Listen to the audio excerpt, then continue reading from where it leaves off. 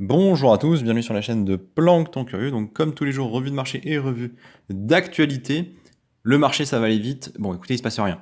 Bitcoin est à 30 002, Ethereum un peu en dessous de 1009 et on a une correction, voilà, bon, entre 5 et 10%.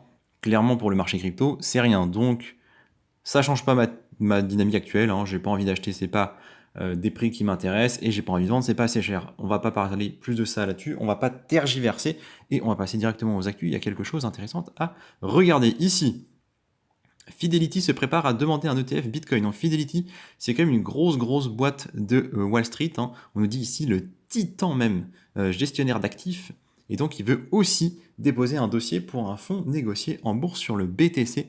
Et ce qui est intéressant, c'est que l'article nous dit que c'est apparemment, comme pour BlackRock, un ETF qui se voudrait spot, c'est-à-dire un ETF au comptant. Donc je rappelle, il y a trois différents types d'ETF possibles. Le spot, qui pour moi n'existe pas, n'a jamais été accepté. Le futur, qui du coup sont des contrats d'achat et de vente, hein, entre guillemets, comme sur les plateformes d'échange. Et le trust. Bon, je reviens pas là-dessus, on en a déjà parlé plein de fois. Donc potentiellement, il demanderait un spot, donc ce serait vraiment intéressant à suivre. Dans la même veine, on a du coup un article qui nous titre Bitcoin grand saut à 27 000 milliards de dollars pour les institutionnels. Donc on parle bien évidemment des fonds d'investissement et des grandes banques, notamment américaines. En fait, tout ça est accompagné d'un tweet de Meltem Demiror, on l'a ici, et qui nous met en avant ce qui s'est passé concrètement les dernières semaines et les principales boîtes américaines qui se positionnent ou qui font des demandes vis-à-vis des cryptos et en général autour de Bitcoin. Donc, en termes de montant, les actifs qu'ils ont sous gestion, donc c'est pas les actifs en crypto, hein, c'est les actifs qu'ils ont sous gestion dans l'ensemble, ça fait 27 000 milliards de dollars avec BlackRock en tête, 9 000 milliards. Fidelity, dont on vient de parler, 4 000 milliards. JP Morgan, donc une des plus grosses banques américaines et donc mondiales, 3 000 milliards. Morgan Stanley, pareil. Goldman Sachs et Bank of America. Donc vous voyez, on a les quatre principales banques ici américaines. On rajoute BNY Mellon ici. Et vous voyez que chacun gère des quantités astronomiques d'argent et on fait des demandes un peu différentes. Ici, on a du Bitcoin Future. Ici, on a du Bitcoin Spot. Donc, ce qui est intéressant, c'est que Fidelity, on n'a pas un Bitcoin Spot apparemment. On nous dit Bitcoin and ETH Trading and Custody. Donc, on verra. On verra ce qui se passe. En termes de partenaires, on a du Coinbase, on a du Galaxy ici, on a du CoinShare. À suivre avec grand intérêt. C'est énorme, l'argent potentiel qui peut être investi dedans, mais bien évidemment, ce sera qu'une toute petite fraction, dans un premier temps, des montants qui sont ici, hein. On continue toujours en Amérique avec Robinhood. Donc là, on est plutôt sur de la news négative, hein. Vous voyez, donc ça c'est vraiment le truc qui fait pump le marché, qui donne du beau moqueur à tout le monde et qui donne l'impression que le bull run va arriver. Puis on a aussi l'autre côté, la réalité de certaines entreprises, notamment des entreprises qui sont déjà dans le monde crypto. C'est le cas de Robinhood, hein, qui est du coup, c'est un peu un espèce de néo-broker avec du coup un grand penchant pour les cryptos. Robinhood, hein, c'est un peu les boîtes qui ont inspiré les nouvelles banques qu'on a en France, les néobanques et les CTO, les nouveaux types, par exemple, Trade Republic, dont vous entendez certainement parler, est largement inspiré de ces systèmes-là. Donc, ils donnent accès à un certain nombre de produits financiers, dont les cryptos. Et du coup, la réalité pour ce genre d'entreprise, c'est que le marché se resserre, qu'il y a moins d'activité et qu'ils sont obligés de licencier du monde en fait pour survivre. Donc sur l'année qui vient de s'écouler, ils ont, vous le voyez ici, hein, limogé 1000 employés, un peu plus. Et là, on parle encore de 150, donc 7% de leur actuel effectif, c'est-à-dire à peu près 2000 personnes. Donc c'est loin d'être tout rose. Vous voyez, on est quand même dans une réalité. La semaine dernière, on parlait de Binance US qui devait licencier à peu près un quart de ses effectifs, c'était 50%. 50 personnes à peu près sur les 200 et quelques personnes qu'on avait notées étant leurs employés. Donc la réalité n'est pas forcément si magnifique et ça présage pas que de bonnes choses. Donc attention quand même aux news que l'on reçoit. Maintenant que ça c'est dit, on va aller voir la grosse news de la journée qui pour le coup est archi bullish à mon avis. Donc oui, je sais, on souffle le chaud et le froid, mais voilà, hein, les informations sont ce qu'elles sont et moi je ne fais que vous les partager. On a ici à Hong Kong la HKVAC qui lance un indice de 30 cryptos. Donc pour moi, c'est dingue, hein. Quand on a ce genre d'informations-là, c'est vraiment du lourd. Déjà, ça veut dire que les 30 cryptos en question, elles ont été étudiées. Vous voyez, ils n'ont pas pris n'importe quoi. Ils ne se sont pas dit on prend les 30 premières capitalisations. Non, ils ont réfléchi à ce qu'ils mettaient dedans. Et ils se sont dit, ces projets-là, soit ils ont un bon fondamental, soit au moins ils ont une bonne communauté. Il y a des gens qui vont vouloir en acheter. Ils ont de la pertinence. Donc vous voyez, c'est vraiment des cryptos qui sont validés par Hong Kong. Et donc, je vous les liste ici. Le Bitcoin, évidemment, sous différentes formes. L'Ethereum également. Le BCH, le L, le Litecoin, le BNB, le Matic, ADA Cardano, Atom, Filecoin, NIR, Algorand, ICP, XRP, Dogecoin, DOT, le TRX sous forme wrap et sous forme classique, le SHIB, le Link, le Leo, le XMR, le XLM, OKB, LDO, HBAR, VET, Kant, FTM et EOS. Donc il y a de tout. Vraiment, on a autant les principales blockchains que des tokens d'échangeurs, que même des meme coins. Et on doit avoir un ou deux tokens qui servent à l'anonymat. Donc on a vraiment un peu de tout, mais vraisemblablement ça n'a pas été choisi au hasard. Donc surveillons ces cryptos-là à mon avis. Ça commence à être pertinent potentiellement d'en acheter. Alors n'oublions pas qu'un indice peut évoluer, c'est-à-dire que si vraiment sur des périodes un peu longues, on a certaines cryptos qui sous-performent ou qui même s'écrasent, ils pourront les remplacer par d'autres. Mais pour moi, c'est vraiment la news dingue. Et oui, donc Hong Kong qui est en train vraiment de profiter de la situation incertaine en Occident et notamment en Amérique pour se positionner. On l'a vu, hein. Hier on parlait de la réduction des taxes, donc d'un retour à quelque chose de plus normal. On a vu HSBC qui commençait à proposer certains services et on enchaîne ici. Donc vraiment ils sont en train de frapper fort. Et là pour le coup la thématique du bull run asiatique elle est pertinente. Alors je dis pas qu'elle va arriver cet été, hein, c'est pas ce que je suis en train de dire, mais clairement ils mettent en place des dispositifs qui sont intéressants, qui sont solides, qui sont pertinents. Et moi quand je vois ça, quand je vois un indice avec 30 cryptos dedans, ça, ouais, ça me parle pas mal, hein. Je suis assez content de ce que je vois. Donc du très très bon à mon avis. Et surveillons hein, ces 30 projets de très près. De très près. Enfin, il y a vraiment des chances que ça finisse par performer à un moment ou à un autre.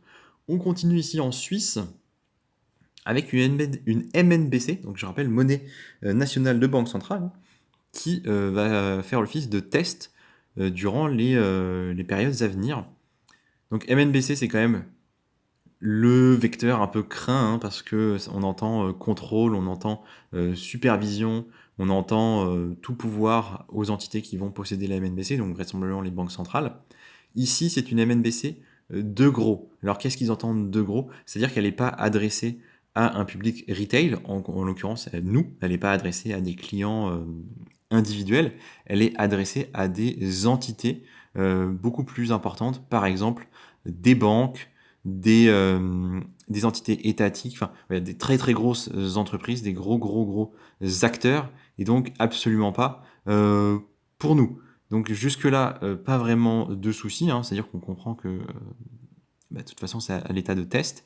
À suivre, on verra ce que ça donnera, et si ils comptent développer ça de façon un peu plus large. Voilà. Les États, les entreprises et les institutions. Voilà, c'est les trois types d'entités qui sont concernées pour le moment. Et enfin, avant-dernière news, Binance contraint de quitter l'Autriche. Donc là, on retourne un peu côté Europe du Nord.